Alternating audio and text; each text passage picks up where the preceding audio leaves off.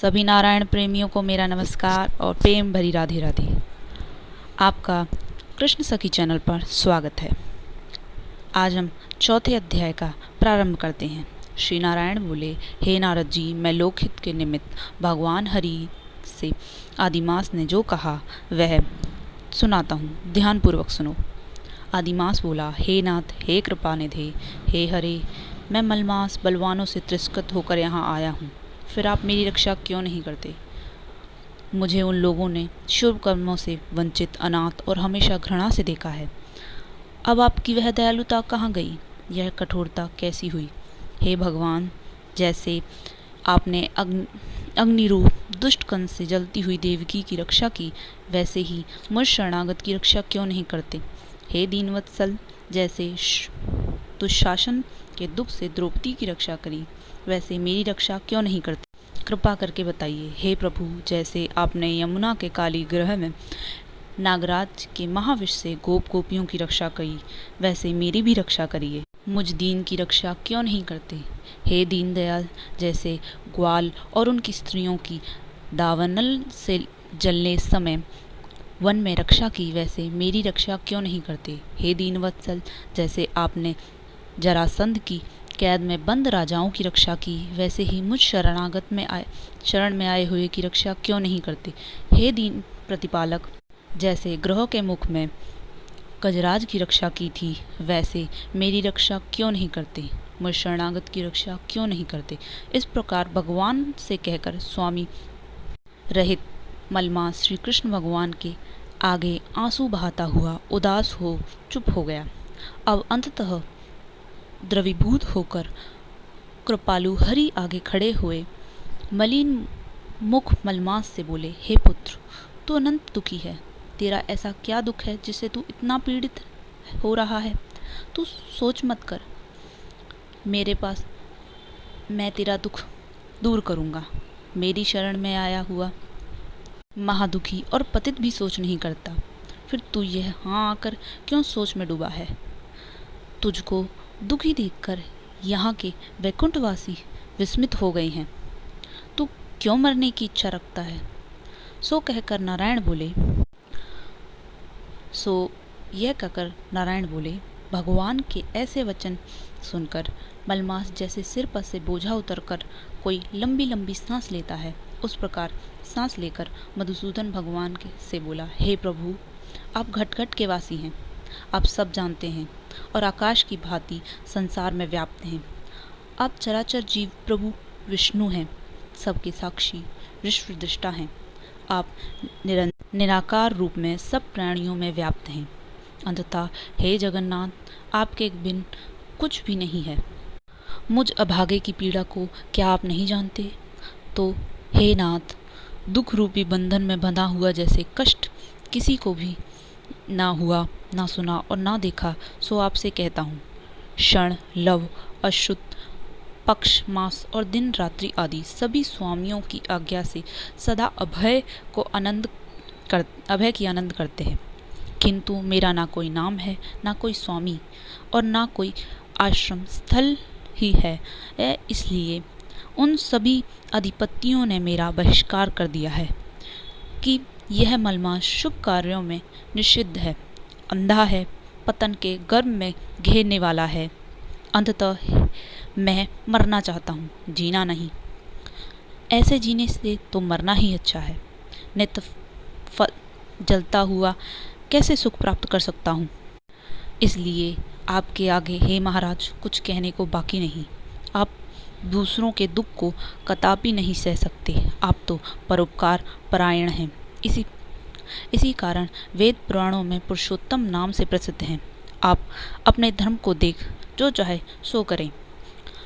आप महाप्रभु हो, मैं तुझ मनुष्यों की भांति बार बार कहने योग्य नहीं। हे नारद जी, मैं मरना चाहता हूँ। इस प्रकार कहता हुआ वह शांत हो गया और शीघ्र प्रभु के निकट धड़ाम से गिर पड़ा। उसको इस प्रकार गिरते हुए देखकर सारी सभा विस्मित हो गई। नारायण बोले, आदिमास के ऐसे शांत होने पर महाकृपालु श्री कृष्ण भगवान शरद चंद्र की किरणों के समान शीतल और मेघ के समान गंभीर शब्दों से शोभमायन वचन कहने लगे। सूजी बोले, ऋषियों, वेद की रिद्धि में तत्पर पाप समूह के नाश करने को बड़ा भागनी के समान ऐसे आदि पुरुष भगवान के वचन सुनने की इच्छा वाले नारद जी प्रसन्न मन हो कहने लगे, हे महाभाग्य, हे तपोनिधि, आपने आदिमास के वचन सुनाए। हरि भगवान बताते हुए बोले,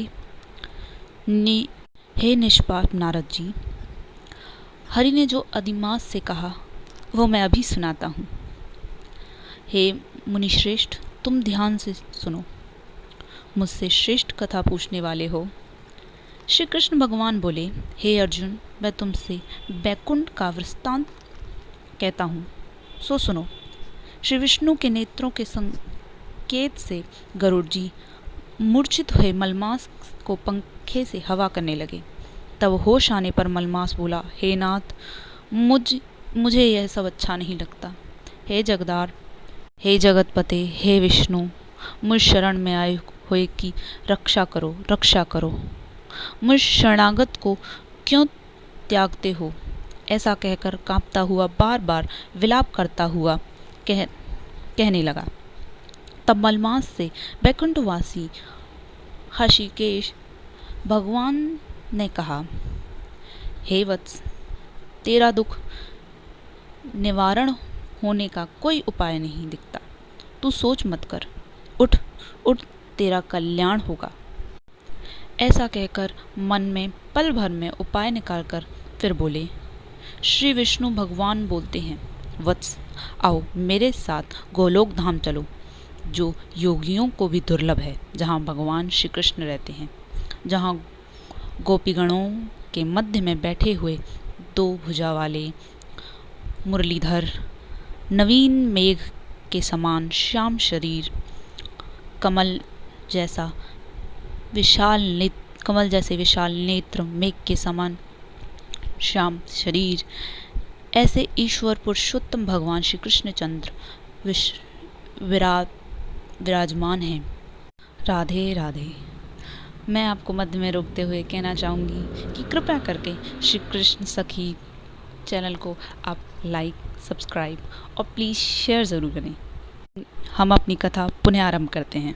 शरद ऋतु के पूर्ण चंद्रमा के समान जिनके मुख की शोभा है करोड़ों कामदेवों की भांति सलोनी चिच्चोर, लीला के धाम पीतांबरधारी, तुलसी, कदम, मंदार और पारिजात के पुष्पों की माला पहनने, श्रेष्ठ रत्नों के सुशोभित पहने, प्रेम के अलंकार रूप भक्तों पर दया करने वाले, कस्तूरी और केसर युक्त चंदन से लेपित शरीर, वक्षस्थल पर श्री वत्स चिन्ह और कौस्तुभ मणि एवं भृगु की लात से सुशोभित हृदय, सिर पर श्रेष्ठ रत्नों से जड़ित मुकुट तथा कानों में कुंडल पहने, पार्षदों से घिरे हुए रत्नों से जड़ित सिंहासन पर बैठे हुए वही परब्रह्म पुरुषोत्तम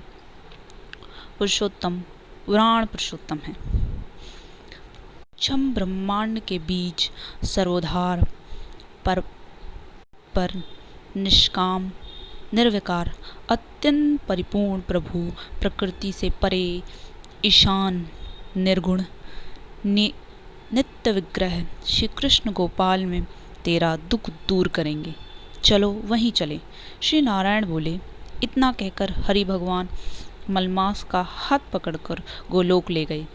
हे नारद मुनि, वहाँ पहले अज्ञान रूपी अंधेरे का नाश करने वाले, ज्ञान रूपी मार्ग को दिखाने वाले, प्रलय काल में ज्योति स्वरूप करोड़ों सूर्यों के समान प्रभा वाले, नित्य असंख्य विश्व के कारण विभू परमात्मा की इच्छामान लाल रंग की ज्योति दिखाई दी।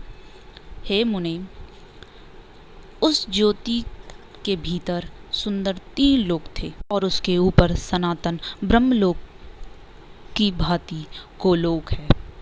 3 करोड़ योजन में फैला हुआ है, मंडलाकार त्रिभुज स्वरूप, श्रेष्ठ रत्नों वाली भूमि से युक्त है।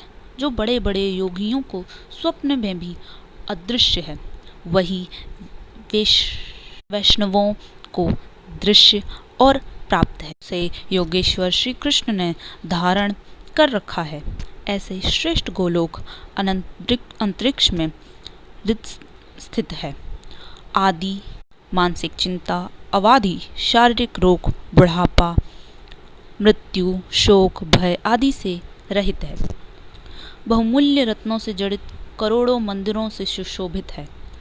उस गोलोक के नीचे दाहिने ओर बैकुंठ लोक है और बाईं ओर बैकुंठ के सामने ही आकार वाला शिवलोक है। बैकुंठ का फैलाव 1 करोड़ योजन है और उसका आकार, जिसमें करोड़ों योजन लंबा है, मंडलाकार है। वहाँ पीले वस्त्रों से सुशोभित वैष्णवजन रहते हैं। वह वैष्णव शंख, चक्र, गदा, पद्मधारी लक्ष्मी जी के साथ चतुर्भुज रूप में रहते हैं और बैकुंठ की स्त्रियां लक्ष्मी के समान सुंदर हैं। उनके चरणों से पाजेब और करदनी की झनकार बड़ी प्यारी होती है। गोलोक के बाईं ओर शिवलोक है। वहाँ प्रलय नहीं होती और सृष्टि काल में पार्षद लोग रहते हैं। वह 1 करोड़ योजन फैला हुआ है। वहाँ महादेव के गण सारे शरीर पर भस्म रमाए, सर्पों के जनेऊ पहने, ललाट पर चंद्रधार्य, हाथ में शूल, पट्टीश लिए, जटाओं में गंगा धारण किए हुए, तीन नेत्र वाले पराक्रमी शूरवीर रहते हैं। गोलोक में निरंतर परमानंद कारक, परम हर्ष हो करने वाले अत्यंत मनोहर एक महान ज्योति है। इस ज्योति में अत्यंत सुंदर एक रूप है, जो नील कमल के समान श्याम वर्ण, कमल के समान लाल नेत्र, आनंद जनक, निराकार, परे से भी परे, जिसका योगीजन अपने ज्ञान चक्षुओं से निरंतर ध्यान करते हैं। करोड़ों शरद ऋतुओं के पूर्व चंद्र के समान अत्यंत द्रव्य ज्योतिमान मुख, करोड़ों कामदेव के समान सुंदर, लीला के स्थल 2 भुजाओंधारी मुरलीधर, मधुर मुस्कान युक्त, पीले वस्त्र पहने, श्रीवत्स चिन्ह, भृगु की लात और कौस्तुभ मणि से सुशोभित हृदय, करोड़ों श्रेष्ठ रत्नों से जड़ित मुकुट और कंकड़ों से सुशोभित रत्नों के सिंहासन पर बैठे हुए, तुलसी, कदम, कुंद, पारिजात और चंपा के फूलों की माला से सुशोभित हैं।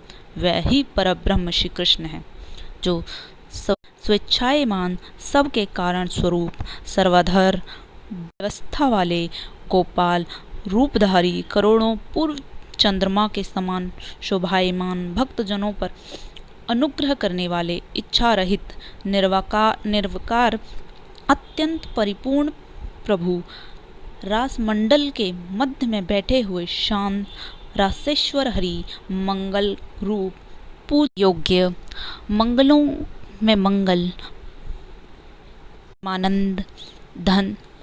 परमानंद घन, सत्य स्वरूप, अक्षर, अव्यय, सब सिद्धियों के ईश्वर, सब सिद्धि स्वरूप, सिद्धियों को देने वाले, प्रकृति से परे ईश्वर, निर्गुण, नित्य विग्रह, सब के आदि पुरुष, अवत्य, इंद्र आदि देवता द्वारा स्तुति किए जाने वाले, नित्य स्वतंत्र, एक परमात्मा स्वरूप, शांति परायण, जैसे प्रभु का शांत स्वभाव वाले, विष्णु भजन भक्त ध्यान करते हैं, केवल उत्कृष्ट एक भगवान ने ही धारण किए हैं। यह कहकर विष्णु भगवान अधिमास को रजोगुण से घिरा हुआ देखकर गोलोक ले गए। सूत जी बोले, सत्कर्म गुण करने वाली वाणी कहकर जब नारायण चुप हो गए, तब नारद जी पुरुषोत्तम मास महाउत्सव संबंधी नई नई कथाएं सुनने की अभिलाषा से नारायण से बोले,